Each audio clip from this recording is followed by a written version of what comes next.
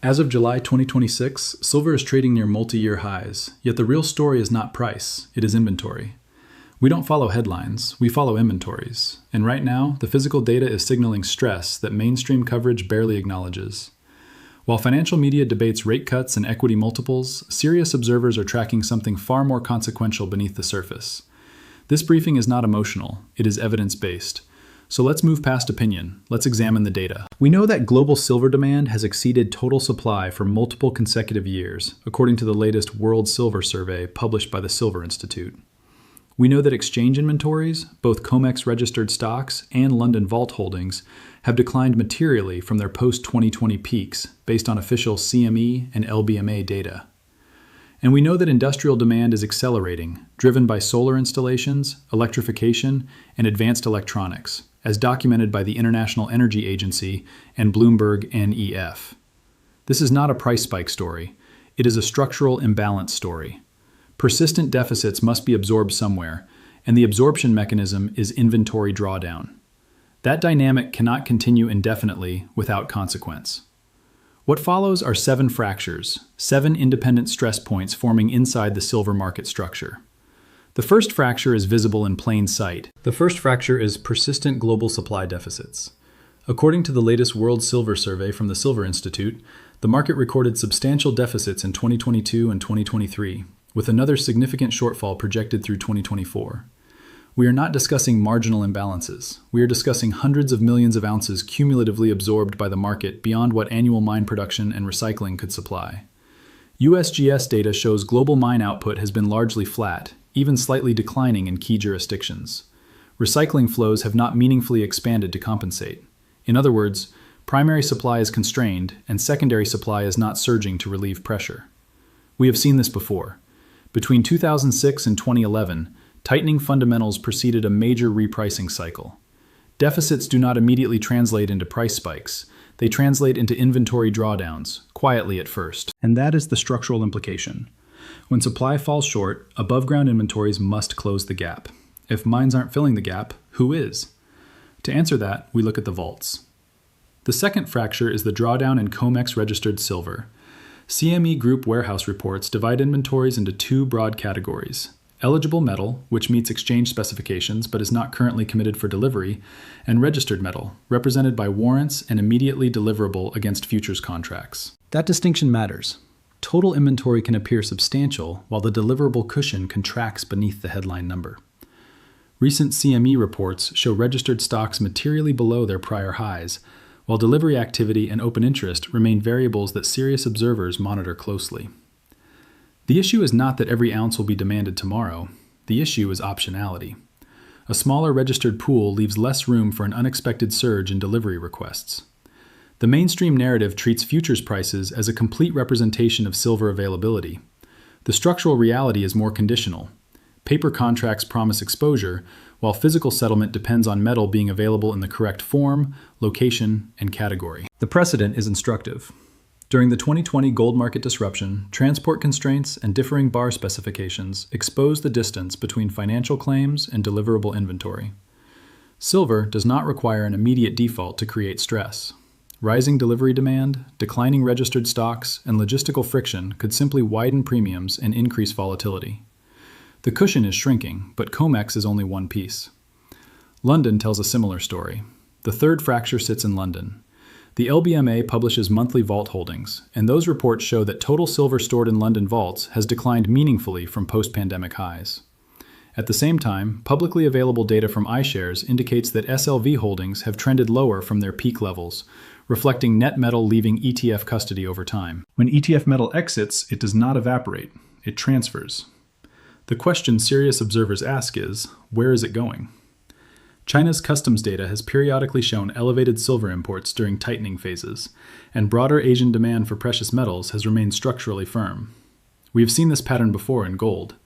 Between 2013 and 2023, significant tonnage migrated from Western ETF vaults toward Eastern buyers. Price action lagged the physical shift until inventories were sufficiently depleted. If silver is following a similar path, draining quietly from financial vehicles into stronger hands, the structural implications are substantial. But this raises a deeper question. Why would industrial buyers care?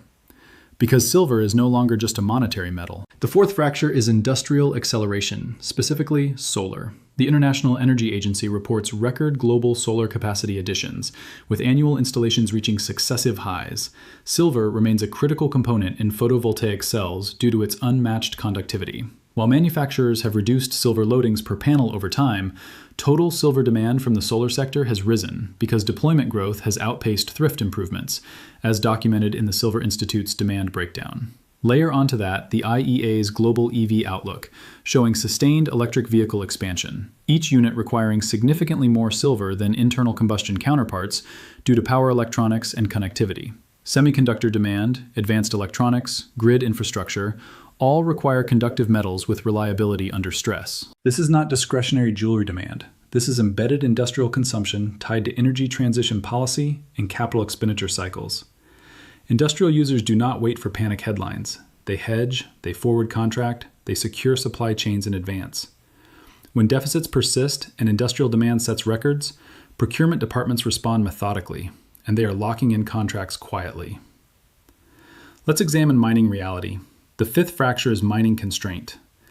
USGS production data shows that Mexico and Peru, two of the world's largest silver producers, have experienced output volatility in recent years, influenced by operational disruptions, permitting delays, and regulatory changes. Several producing jurisdictions have debated higher royalties and taxation frameworks, increasing political risk and capital uncertainty. Industry reports and company filings from major producers reference declining ore grades in mature districts, requiring more capital and energy input per ounce recovered. Earnings transcripts reflect disciplined capital expenditure strategies rather than aggressive expansion. After the 2014-2020 commodity downturn, underinvestment became structural. Projects were deferred, exploration budgets contracted, balance sheets were repaired instead of expanded. New primary silver supply is neither immediate nor inexpensive. It requires years of permitting, infrastructure, financing, and construction. Even if prices strengthen materially, the elasticity of supply is limited in the short to medium term. That is the critical point. Even if price rises, supply response lags. Now layer monetary instability on top. The sixth fracture is monetary backdrop.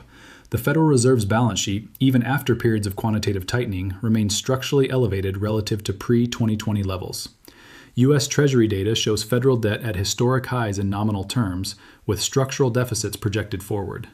Real interest rates fluctuate, but the long-term trajectory of sovereign liabilities is unmistakably upward. At the same time, the World Gold Council reports sustained central bank gold purchases in recent years, an explicit signal that monetary authorities themselves are diversifying reserve assets. Silver is not accumulated by central banks in the same way, yet investor psychology does not operate in isolation. Hard asset preference tends to broaden during periods of currency skepticism. The mainstream narrative emphasizes cooling inflation prints. The structural reality is expanding fiscal commitments layered atop already elevated debt loads. Confidence ebbs slowly, then shifts abruptly. In that environment, industrial demand remains firm, supply growth is constrained, and inventories are drawing down. In that environment, what happens if retail demand returns? History gives us one final warning. The seventh fracture is historical precedent. In 1980, silver spike is often reduced to the Hunt brothers narrative, yet beneath the speculation was a genuine scramble for physical supply amid monetary instability. In 2011, the surge toward $50 occurred alongside heavy ETF inflows and tightening fundamentals. In 2020, during pandemic disruptions, retail premiums on coins and bars spiked dramatically, even while futures markets remained functional. The pattern is consistent. Physical stress does not always appear first in the headline price. It emerges in premiums, delivery delays, inventory drawdowns, and widening spreads between paper claims and tangible metal. Futures markets can remain liquid until confidence in deliverability is questioned. Then, volatility accelerates. Shortage dynamics follow a progression: tightening supply, rising premiums, episodic volatility, and finally repricing as marginal buyers compete for limited availability. Price lags until it doesn't. Serious observers study these sequences not to predict exact timing, but to recognize structural similarity. Shortages do not announce themselves, they reveal themselves. Now let's confront the bear case directly. Here is the bearish counter-argument. CPM Group estimates suggest that total above-ground silver stocks, including bullion inventories and privately held metal, remain substantial relative to annual industrial demand. In this framing, Current deficits represent a drawdown from abundance, not the onset of absolute scarcity. Bloomberg NEF data shows continued efficiency gains in photovoltaic manufacturing, reducing the grams of silver required per watt over time. If technological thrifting accelerates, industrial demand growth could moderate even as solar capacity expands. The macro backdrop also matters. The IMF's latest global growth forecasts project uneven expansion, with downside risks tied to debt burdens and geopolitical fragmentation. A cyclical slowdown could dampen electronics, automotive, and discretionary demand. Meanwhile, CME open interest data and orderly futures spreads suggest no immediate breakdown in market liquidity or visible backwardation crisis. The bear case is real. I am not softening it. Silver is not immune to recession, substitution, or financial deleveraging. Above-ground inventories exist. Efficiency improvements are measurable. Liquidity today remains intact. Uncertainty is inherent in commodities. So let's strip this to raw data. Global silver market deficit exceeding 200 million ounces. Silver Institute World Silver Survey 2024. Second consecutive annual structural deficit. Silver Institute 2024. Projected ongoing deficit into 2025. Silver Institute 2024 outlook. Global mine production roughly flat year over year. USGS Mineral Commodity Summary 2025. Mexico silver output volatility noted. USGS 2025. Peru production disruptions cited. USGS 2025. Recycling supply growth muted. Silver Institute 2024. COMEX registered inventories materially below 2021 peak. CME Warehouse Stocks Report, July 2026. Eligible versus registered divergence persists. CME, July 2026. Recent delivery notices elevated versus prior cycle averages. CME 2026. LBMA silver holdings down year over year. LBMA vault data, June 2026. SLV holdings below 2021 highs. iShares, July 2026. China net silver imports elevated in tightening periods. China Customs 2025 data. Record global solar additions. IEA Renewables Report 2025. Solar silver demand at record levels. Silver Institute 2024. EV sales growth continuing. IEA Global EV Outlook 2025. Federal debt above $30 trillion. U.S. Treasury 2026. Federal Reserve balance sheet structurally elevated. Federal Reserve H. 4.1, July 2026. Central bank gold purchases historically strong. World Gold Council 2025. IMF growth outlook mixed with downside risks. IMF World Economic Outlook 2026. Futures market liquidity intact but concentrated. CME open interest, July 2026.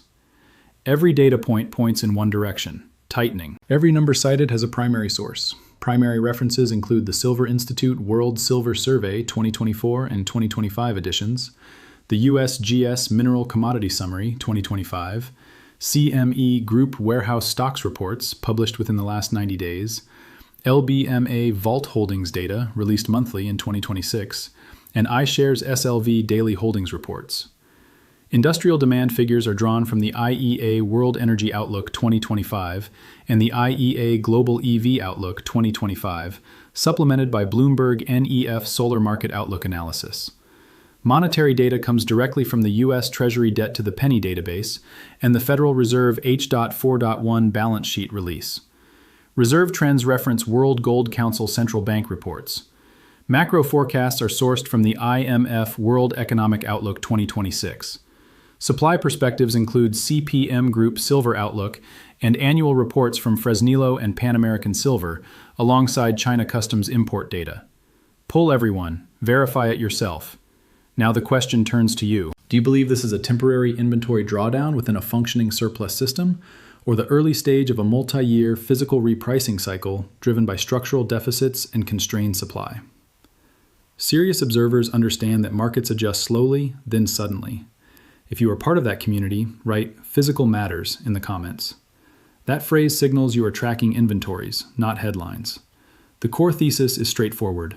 Persistent deficits plus declining exchange stocks plus accelerating industrial demand equals structural tightening.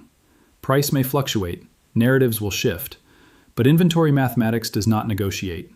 If this level of analysis resonates, subscribe. Do not let an algorithm decide whether you see institutional data that challenges the surface narrative. Share this briefing with others who prefer primary sources over opinion. Knowledge is your hedge. In volatile monetary regimes, informed positioning is a form of risk management. The data is available. The question is whether you are paying attention. This briefing is provided for educational and informational purposes only. It is not financial advice, investment advice, or a recommendation to buy or sell any security, commodity, or financial instrument. I am not a licensed financial advisor, broker, or investment professional. All data referenced is drawn from publicly available sources believed to be reliable, but accuracy cannot be guaranteed. You are responsible for conducting your own research and due diligence. Markets are volatile. Precious metals prices fluctuate, sometimes sharply, based on macroeconomic conditions, liquidity dynamics, and investor sentiment.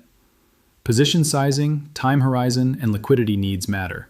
Before making any investment decision, consult qualified financial, tax, and legal professionals who understand your specific circumstances and risk tolerance.